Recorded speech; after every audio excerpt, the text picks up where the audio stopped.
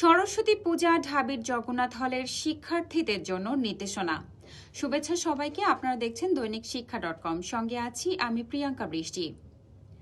ঢাকা বিশ্ববিদ্যালয়ের জগন্নাথ হলে শ্রী শ্রী সরস্বতী পূজা উদযাপনের যাবতীয় প্রস্তুতি সম্পন্ন হয়েছে।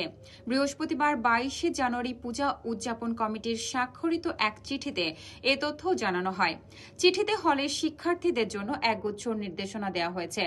নির্দেশনায় জানানো হয়েছে, শ্রী শ্রী সরস্বতী পূজার ভাব গাম্ভীর্য ও পবিত্রতা সর্বদা বজায় রাখতে হবে। জগন্নাথ হলের আবাসিক অনাবাসিক সকল শিক্ষার্থীকে সার্বক্ষণিক পরিচয়পত্র সাথে রাখতে হবে। জগন্নাথ হল প্রশাসনের অনুমতি ব্যতীত মোটরসাইকেল নিয়ে হলে প্রবেশ করা যাবে না। বিশেষ প্রয়োজন ব্যতি রেখে উপাসনালয়ের মূল বেদিতে ওঠা যাবে না। উপাসনালয়ে হল প্রাঙ্গণে সকল ধর্মবর্ণের প্রতি শ্রদ্ধাশীল আচরণ করতে হবে এবং কোনো ধর্মের প্রতি বিরূপ মন্তব্য করা যাবে না। উপাসনালয় হল প্রাঙ্গণে দেশ ও রাষ্ট্রবিরোধী কোনো বক্তব্য মন্তব্য করা যাবে না। হল প্রশাসনের অনুমতি ব্যতীত ভবনের রুমে কোনো অতিথি নিয়ে প্রবেশ করা যাবে না।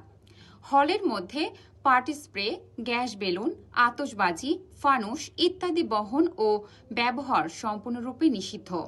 হল প্রাঙ্গণে নির্ধারিত স্থান লাল রঙের বিন ব্যতীত কোথাও ময়লা আবর্জনা ফেলা যাবে না।